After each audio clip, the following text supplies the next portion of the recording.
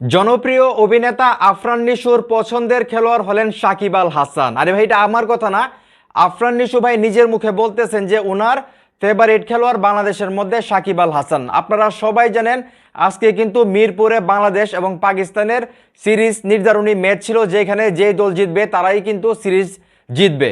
যেখানে বাংলাদেশ কিন্তু আজকে 11 রানে পাকিস্তানকে হারিয়ে প্রায় 11 বছর পর সিরিজ জিতলো। তো আজকে কিন্তু মাঠে উপস্থিত ছিলেন আফরান নিশো, কারণ ওনার যে দম একটা মুভি আসতেছে, সেই মুভির প্রমোশন করার জন্য উনি মিরপুর স্টেডিয়ামে গিয়েছিলেন বাংলাদেশের খেলা দেখার জন্য, এবং উনি কিন্তু এটা নিয়ে কথাও বলেছেন।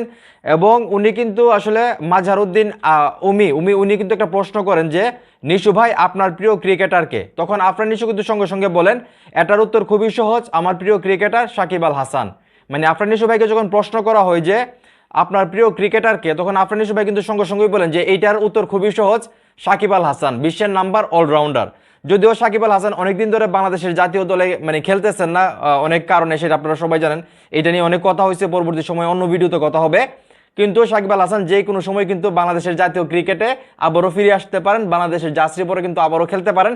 এটাও আপনারা সবাই জানেন, এটা যে কোনো সময় হইতে পারে। এমনকি পাকিস্তান সিরিজই হওয়ার কথা ছিল, আইনগত কিছু সমস্যার কারণে সেটা হয় নাই।